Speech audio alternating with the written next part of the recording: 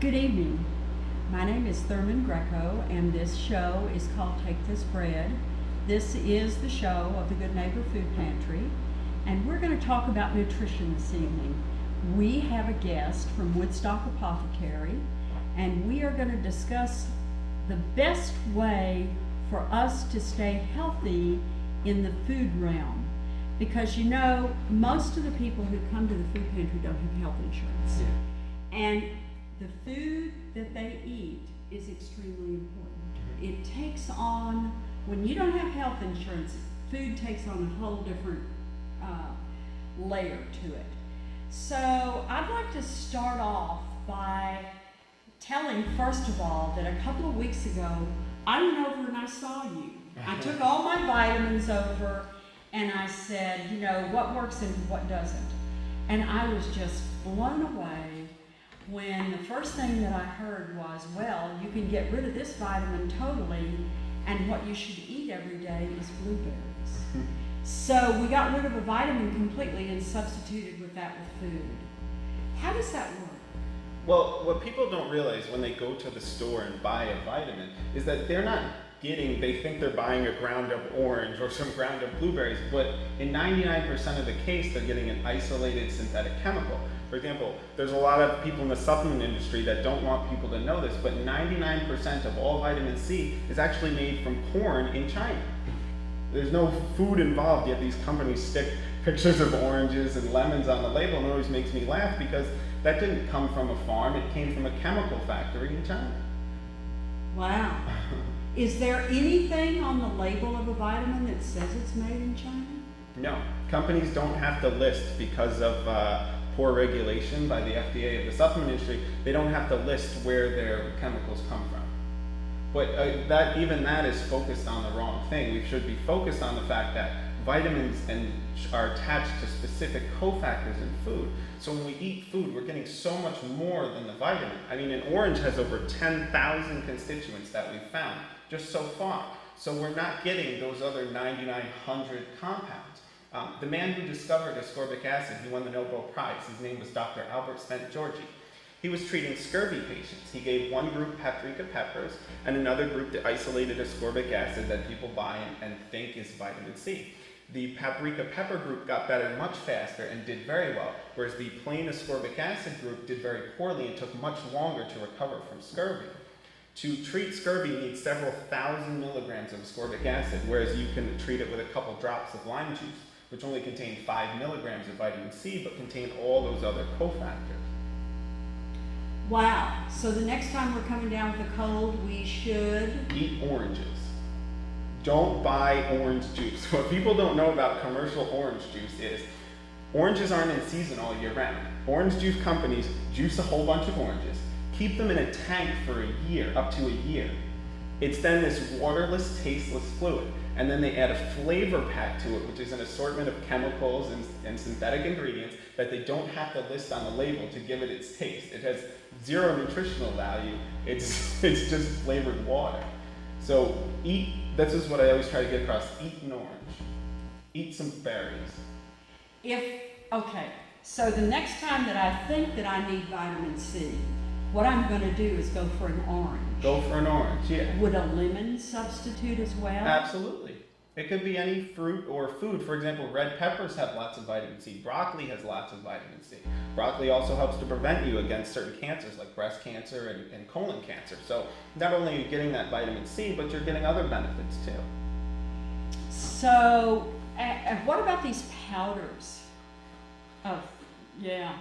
The most famous, I can't really say brands on the air, but there's the most famous brand of powdered vitamin C that people buy in little packets and they mix it with water and then they drink it.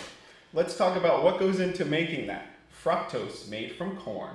People think of fructose as fruit sugar, but almost all the fructose that people buy is made from corn in China. You then have that same vitamin C from corn, but how they make that buffered or easy on the stomach is they take that ascorbic acid and they react it with calcium carbonate or chalk. So you get calcium ascorbate. So there's no lemons or limes or oranges involved in the making of this vitamin C, even though they stick pictures of oranges and things like that on the label. Okay, so the next time we're coming down with something, we don't go get a pill. we go and hopefully get, We go to Sunfrost and we get some whole real fruits. okay. And if you can't get fruit, then you go for broccoli. If you go for broccoli, red peppers. I mean, there are companies that make whole food vitamin C tablets, and while they're good, you can never get the same benefits as a fresh food. What about these packages and capsules and bottles of the dried greens? So those can be good, but there's a number of things that need to be taken into account. The drying method. For example, spinach that's dried, if you freeze dry it, you lose over 50% of the antioxidant capacity of the spinach. So the drying method is very important. A lot of companies don't dry these things properly. A lot of times the powdered greens have sat in a warehouse in China for a year. So there's a lot of things that go into it that people really don't know. So brand matters. They can also be very high in lead. So there's all these things that go on that have to be taken into account. So you can get lead poisoning from vitamins? You won't necessarily get lead poisoning, but it's unnecessary exposure. If I can buy one brand that has never failed testing for lead or another brand that consistently fails testing, that's what we call unnecessary exposure. So then by the time you add up the vitamins, the small amount found in foods normally and so forth, and some people take 6, 7, 8 supplements, if all of them together, and each of them were contaminated, then you have an issue. Are there any foods that you think people should eat every day? Mm-hmm. And if so, what are they? Dark cruciferous vegetables, so broccoli, kale, Swiss chard, collards. There's kind of like this raw food thing going on where people think they have to eat everything raw or juice it all. But in fact, those vegetables, you get more benefit from them when you steam them and eat them with a little olive oil. The fat helps you to absorb the carotenoids and other beneficial compounds better. So the best, healthiest way is to actually steam them. I have also read that the best way to eat tomatoes is cooked. Mm-hmm. Like in pasta sauce, for example. Cooked tomatoes with olive oil. Carotenoids are much better absorbed with fat. There's actually a great book out called Extra Virgin, and it's about the scandal going on in the olive oil industry. People are buying olive oil, but usually they're getting vegetable oils, hazelnut oil, or other oils diluted into it. So there's a great company called the California Olive Ranch. They get 100% of their olives from California, and there's no risk of the dilution. So I recommend everyone read that book. It's a phenomenal book, and it will really open your eyes. Most of the time when you buy olive oil, you're not getting olive oil. So you should only buy olive oil that's 100% California olive oil. If the label on the bottle says that it's olive oil and it's cold press and it comes from Sicily or Spain or Italy, is that true or not? A lot of times not. I would really encourage everyone to read this book. A lot of times it's not. It's diluted with hazelnut oil. There's a huge scandal. It's actually been said that the profit you make from falsifying olive oil, like adding other oils, is equivalent to what you would make selling cocaine. So there's a huge amount of money to be made. And are there any brands that are safer than others? The California Olive Ranch, you can get it in every single supermarket. And it's wow. actually less expensive than a lot of the oils coming from Europe. Well, because it's California. It doesn't come from another country. Yep, and then we're also supporting our economy. Right. We are having a struggling economy, so when we can support people here, it's better. So we're getting a better product, we're paying less, and we're helping our economy. Right, so we should eat olives, drink olive oil. And while we're talking about olive oil, what is a safe cooking oil? I know that I did some research 3 years ago. That was very confusing to me. I finally came out of after reading all of these articles and books and things and realized that oil isn't safe. Some oils aren't. Olive oil you can do low temperature. There are other oils that are better for high temperature. For example, if you take a little olive oil and you mix it with butter, it will let you heat it a little higher without burning. But you can also use extra virgin coconut oil. That's a very safe fat to cook with, and you can heat that to a high temperature. Oh, really? Now, for some reason, I have in my mind that coconut oil is very high in cholesterol. Coconut oil doesn't have any cholesterol, but it does have a fair amount of saturated fat. In the 1950s, there were some bad studies done where they took partially hydrogenated coconut oil and fed it to rats. We now know that there's a huge difference between partially hydrogenated oil and non-partially hydrogenated oil.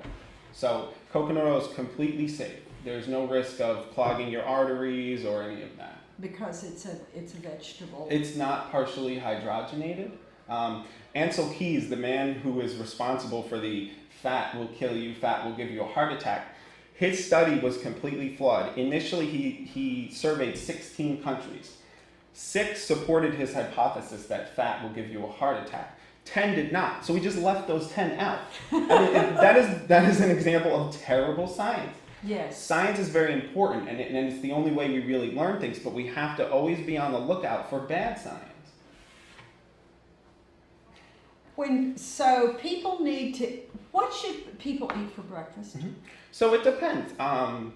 Eggs are a great breakfast. For example, I can go to Snyder's Farm in Saugerties, buy pastured eggs, so eggs that run around, chickens that run around outside and eat bugs and grubs and whatever it is that chickens eat. And their eggs are very rich in vitamins. They're rich in lecithin, DHA, which is good for your brain, lutein, which is good for your eyes. So 2 omega-3 eggs with some sauteed spinach, like a Western omelet kind of thing. Some other examples, some people like steel-cut oatmeal. That's a good breakfast. You can put some almonds in it and some fruit.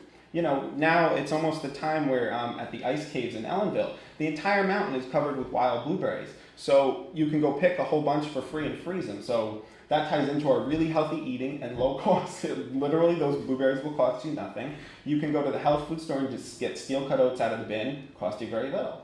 Like I said, a dozen eggs from Snyder's is like $3. That's really cheap, really healthy, affordable protein.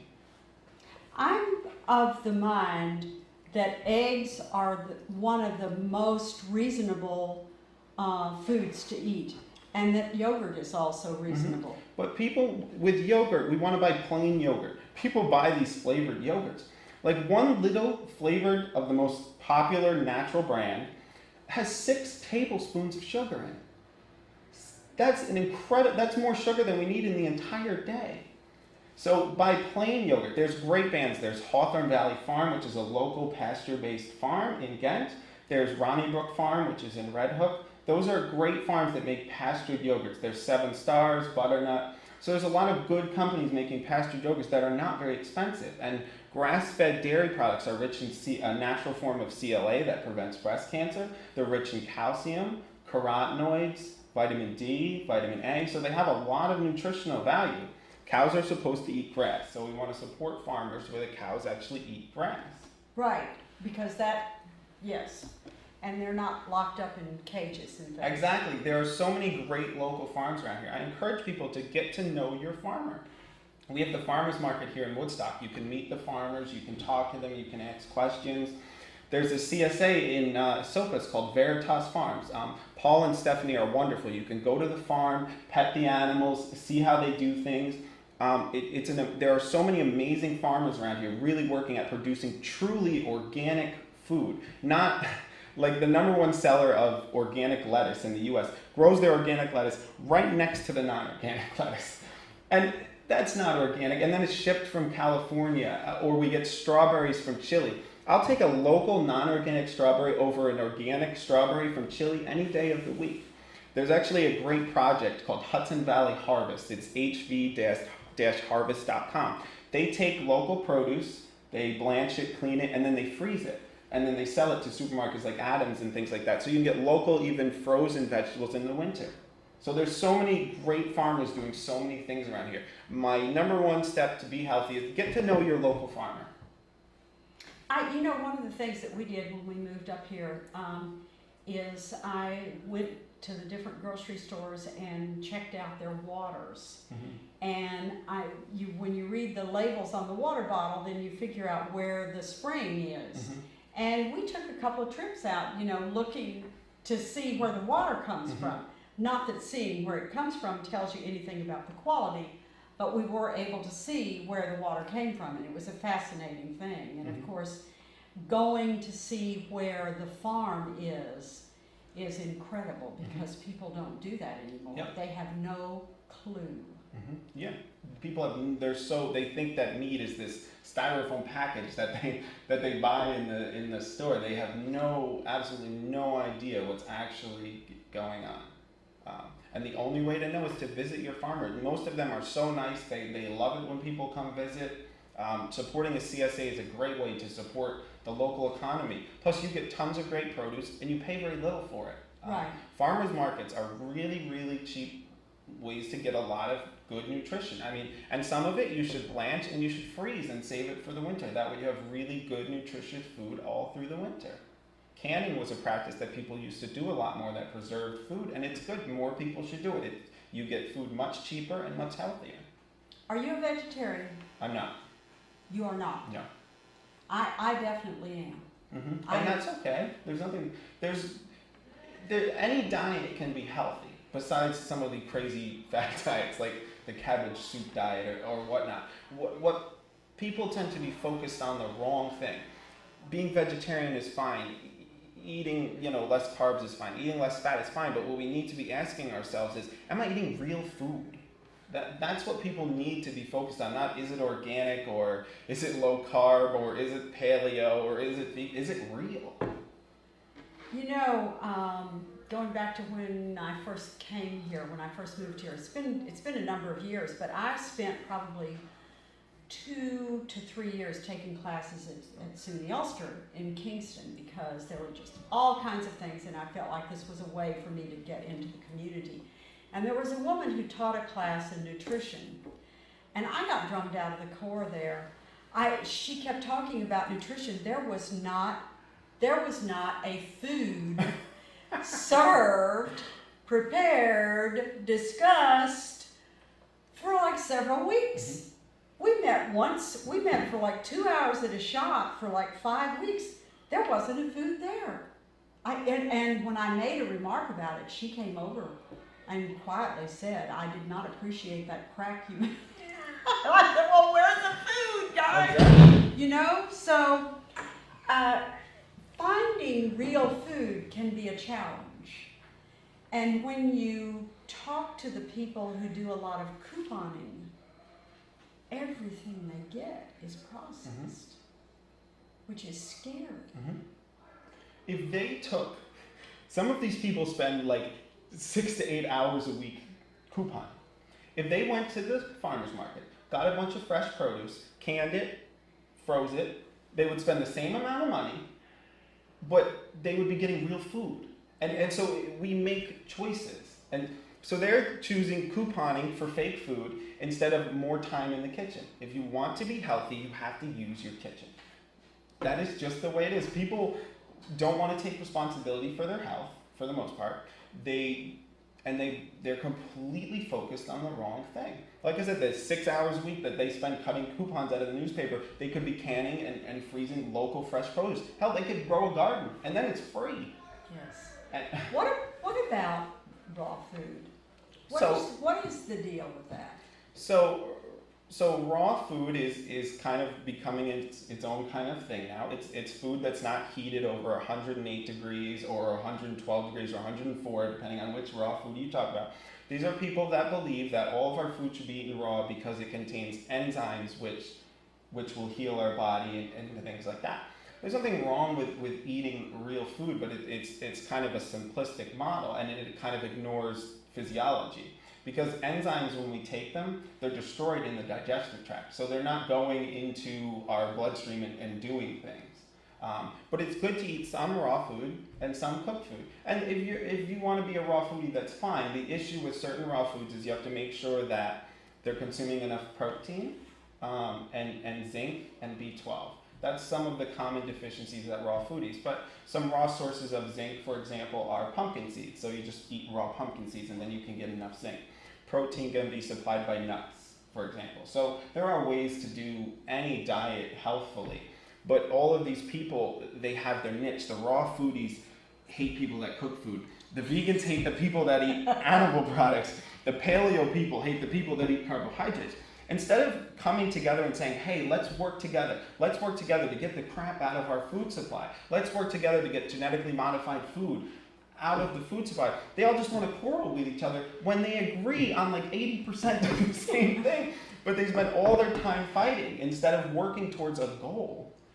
The question I have, and I really haven't delved into it deeply enough because I haven't met that many people, is a person who, or a group of people who have been doing raw food for a long time.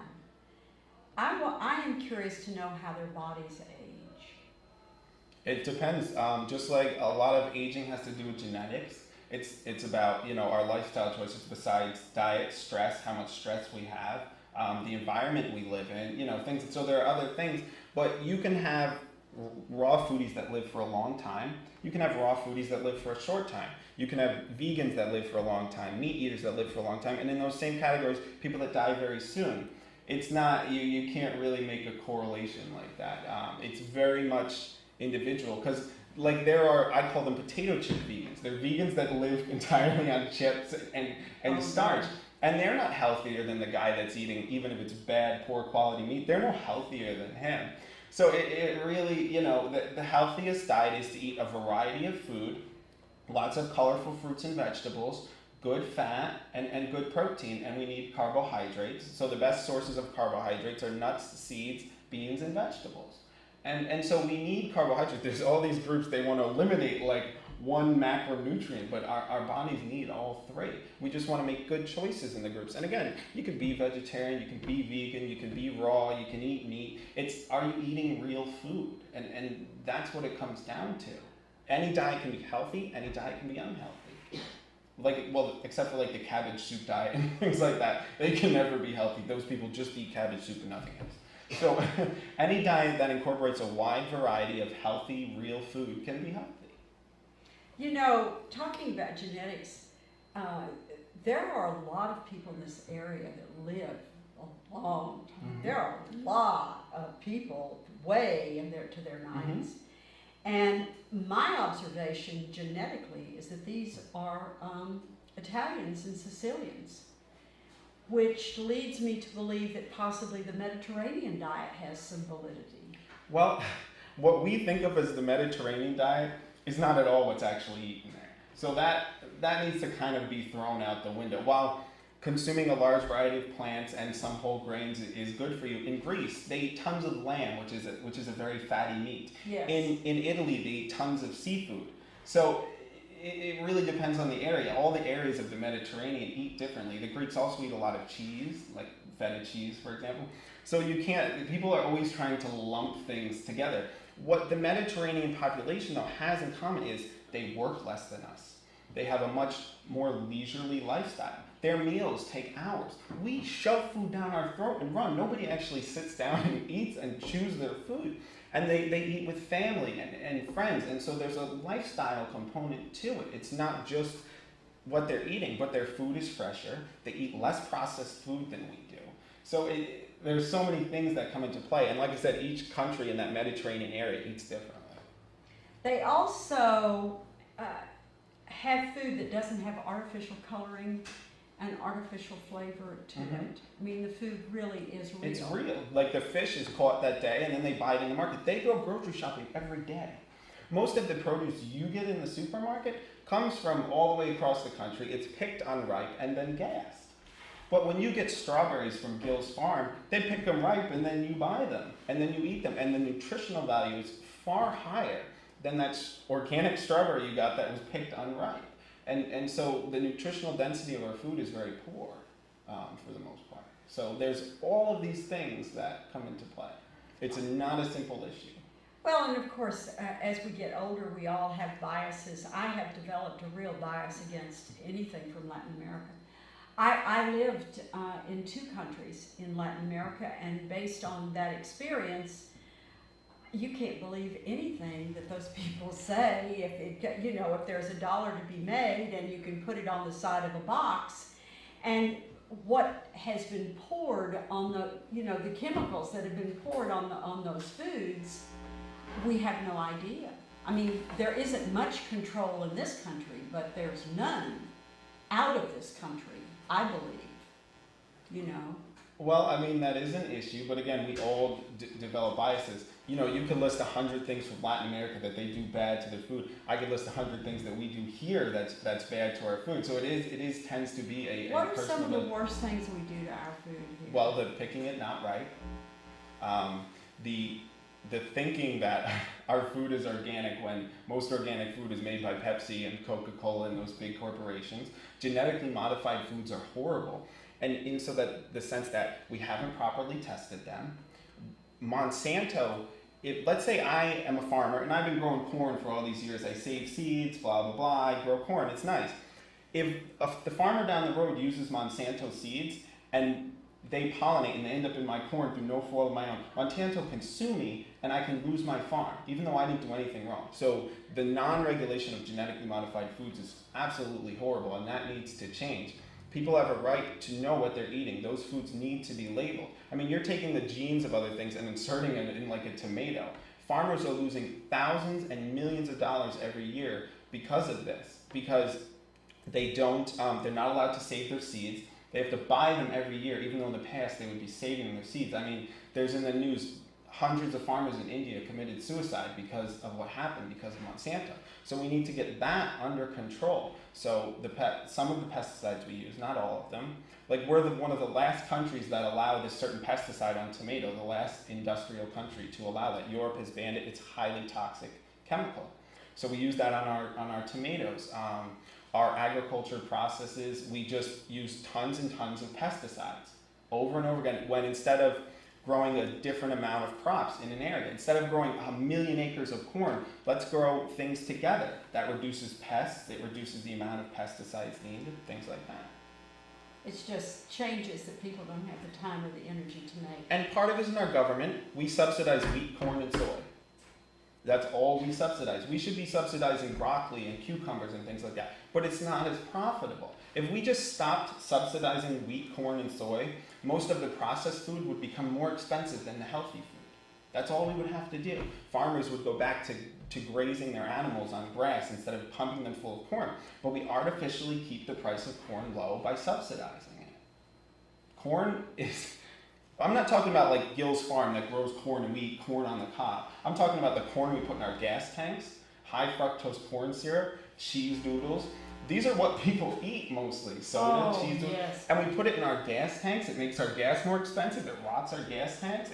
It's horrible. We get less miles to the gallon. Yeah, we do get less miles to the gallon with ethanol, very definitely. Yeah, and so we do all of these things. So that's why I say get to know your local farmer. Help them stay in business so all of us can continue to get real food. He's not going to lie to you. You can go to his farm and see what he does. Yeah. Sour Farm. That guy's been there a long time. I think he's in his 80s now. He's a really nice guy. They raise eggs. They raise vegetables. He just uses sulfur on his plants. He doesn't use a bunch of pesticides. He doesn't have money for organic, but he does real food. And so support him. You can get produce there that's really cheap, but it's really healthy. And it's far better, like I said, than that organic strawberry from Chile. I hesitate. Food that's picked unripe and then shipped 3,000 miles, there's nothing organic about that. Right. No, and wouldn't be. What, my question now, I would like to move on a little bit to vitamins, because I was taught that in the space of a day, you need to serve your family all these different food groups. Mm-hmm. And I'm not even sure that that's even a viable thing anymore, because I had learned that so many years ago, that there may have been some changes along the way. Then, in selecting vitamins, I learned, well, you need to take a multivitamin, and then you need to take some oils, and you need to take some different things. But sometimes I ask myself, well, maybe I don't need all the vitamins in that multivitamin. Maybe I need something different. How do you know what you need? Well, number one, first to getting enough food throughout the day. A serving size of vegetables is only half a cup. A serving of cheese is 1.5 ounces. So the total amount of vegetables you need today, 8 servings of fruit and vegetables a day, that's only 4 cups. That's not actually that much to get in your day. To be truly healthy, 8 servings a day is going to reduce your risk for breast cancer, prostate cancer, colon cancer, all of these cancers that we worry about. It's also going to reduce your risk for diabetes, heart disease, stroke, all of these things. And just 4 cups of vegetables a day. That's not that much. That's what people need to realize. 3 to 4 servings of dairy, for example, is what the government recommends. Obviously, if you're vegetarian or don't eat cheese, you wouldn't eat that. That's only 6 ounces. People will sit down and eat a whole wheel of cheese. I am not advising that in any way. But it's not that hard to get servings. I mean, the government recommends, a ridiculous amount of carbohydrate foods, which we do not, no one needs 6 to 8 servings of white bread. That's ridiculous. So, but the getting the vegetables in is not hard. You should have a plate of food, okay? It should be half fruits and vegetables, okay? Maybe 3/4, and some good protein, and then maybe a little like quinoa, for example, or some buckwheat, and then have a garden salad. Or skip the grain and just have 3/4 vegetables, some good protein, and a salad. And you've gotten 4 of your servings in one meal. So it's not that hard. People make it harder than it actually is. And I think that needs to be said. We way overcomplicate things. All these labels on food that people look for, instead of saying, hey, this is broccoli, look at that, it doesn't have any labels, but I know it's good for me. And then they go in the snack food aisle and they're like, oh yes, this organic cookie is way better for me than this. Give me a break. A cookie is a cookie. So, so we need to realize that. People overcomplicate it way too much. So how do you get it down to the basics? So you try and you should eat, the American Diabetes Association for optimal health and for prevention of diabetes recommends more frequent, smaller portions throughout the day. So a breakfast, a snack, a lunch, a snack, and a dinner. This helps to keep our blood sugar stable, helps to keep us in a better mood, helps us so we don't have that 3 p.m. crash. So for breakfast, so let's say I've had an egg with some spinach, okay? So I've gotten a serving of vegetables in. For my snack, I have some hummus that I made at home using chickpeas, olive oil, salt, pepper, and lemon juice. So I made that for 50 cents, okay? And some vegetables. So then I've got 2 servings in already, and it's not even lunchtime. Then for lunch, I have, let's say, some wild-caught salmon steamed on a bed of greens. So I'm up to 4 servings already. Then in the afternoon, I have an apple with some peanut butter that I grind at the health food store. So the only ingredient is peanut butter. Peanut butter shouldn't have sugar and all that oils and junk in it. It should just be peanuts. So now I'm up to 5 servings already. Then for dinner, I have a vegetable and a salad. I'm up to 7. And for dessert that night, I have some local strawberries from Greg's Farm and some whipped cream from Hawthorne Valley Farm. And then I've had 8 servings of vegetables. It is not hard. People just want to make excuses. That's what it comes down to. Everybody wants to make excuses as to why they can't do this. Like exercising. People don't exercise. You know what? Get a dog. There's all these dogs at the shelter that need to be adopted. So you know what? You get a dog, and then you have to walk him throughout the day. Then you have exercise, and you have no excuse. So adopt a shelter dog. They would love to have a good home. That's true. Plus, the shelter dogs, or any kind of a dog, is going to lower your stress level. Mm-hmm. Having an animal in the house is very important. It also, in young children in homes with dogs, they have better immune systems. Yeah. So it's good to get a dog, but only adopt a dog from a shelter. Don't buy a purebred or a puppy dog from the store. Go to the shelter, the Saugerties Animal Shelter. They have lots of dogs and cats that want a home. They really do, and they've got some good ones over there. Exactly. Oh man, I don't dare go near that place. I've already got 3 dogs and 3 cats. You guys sell pet food over at the Woodstock Apothecary. Yep. How did that come about? Well, we have a compounding business in Saugerties. Neil has at the Village Apothecary, which he co-owns. And a lot of animals would come in with health problems. And just like with people, most of the health problems are diet related.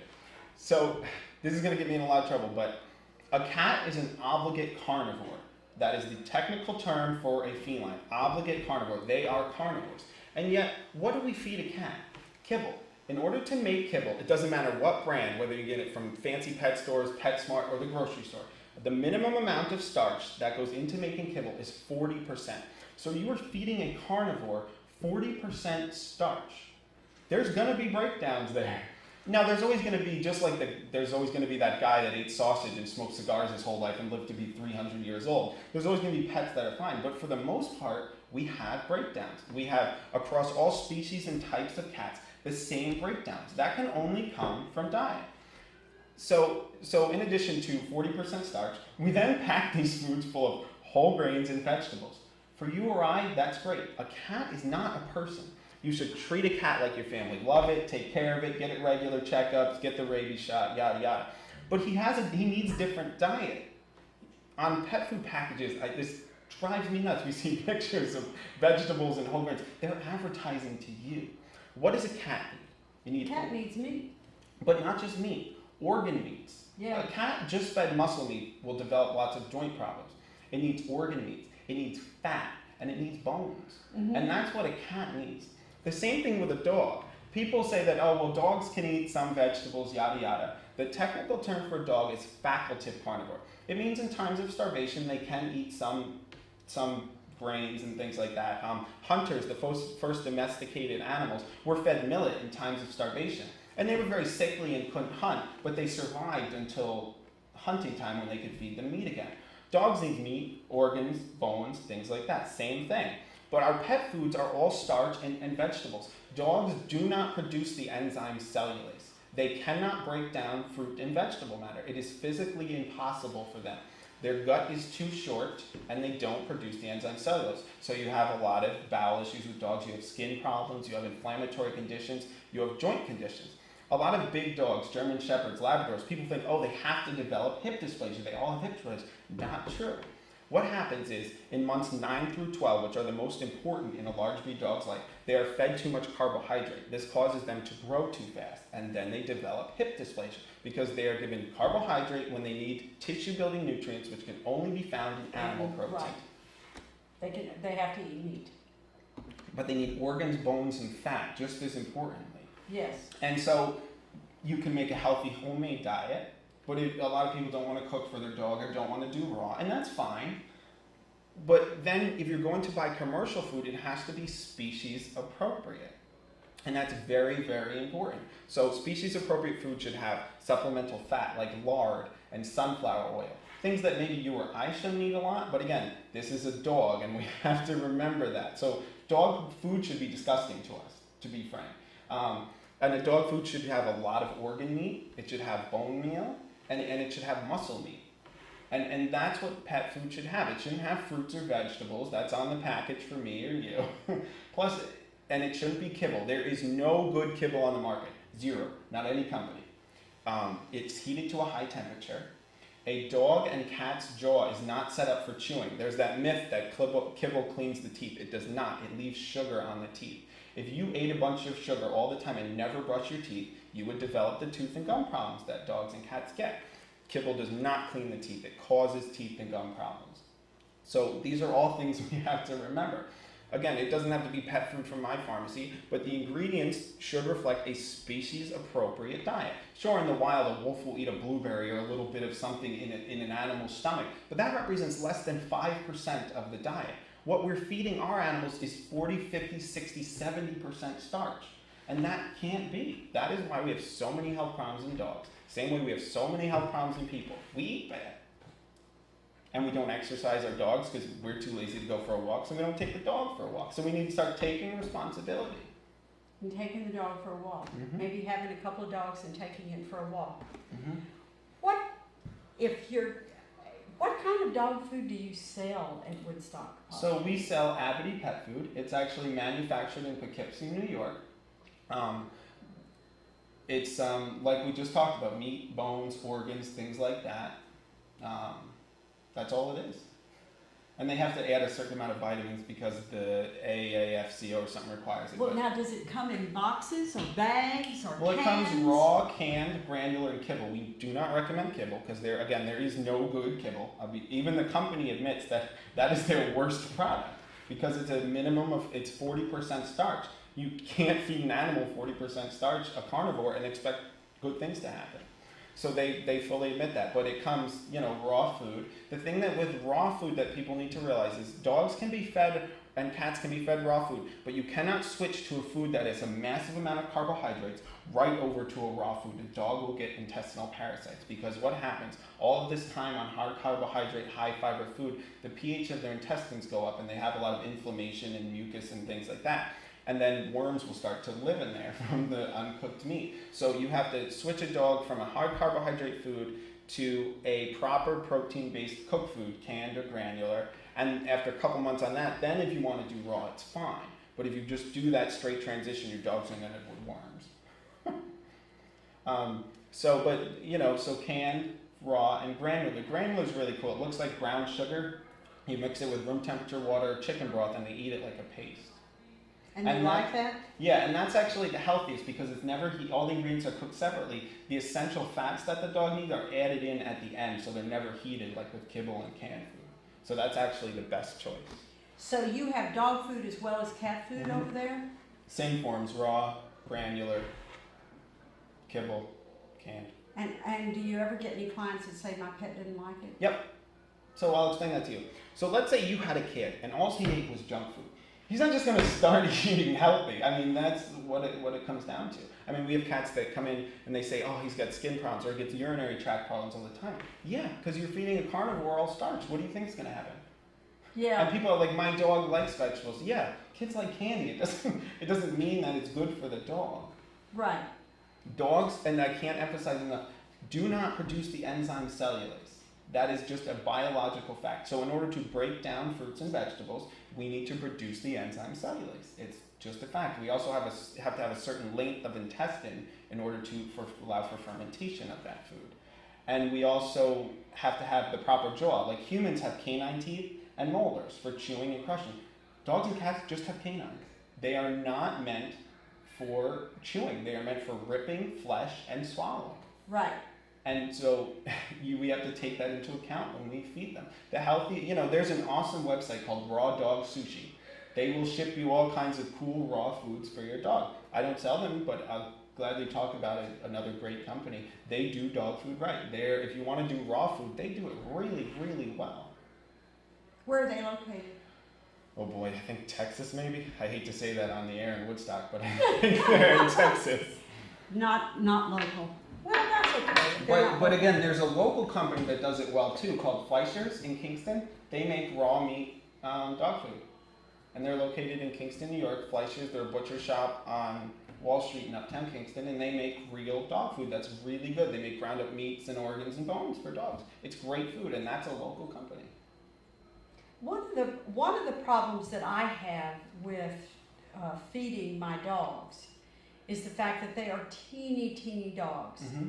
And they are Chihuahuas, and they weigh like 5 and 6 pounds, which is fine. That's good for my age bracket because I can pick them up, etc., etc. But they can't do the bones. Half the time they can't do the kibble. They should be doing the kibble.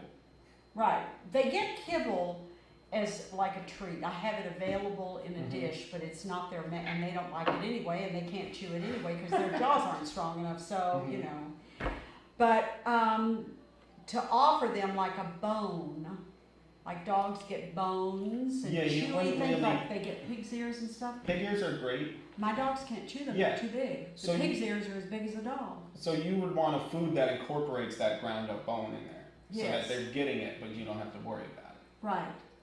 And that's what happens with the abadi. It's ground up in there.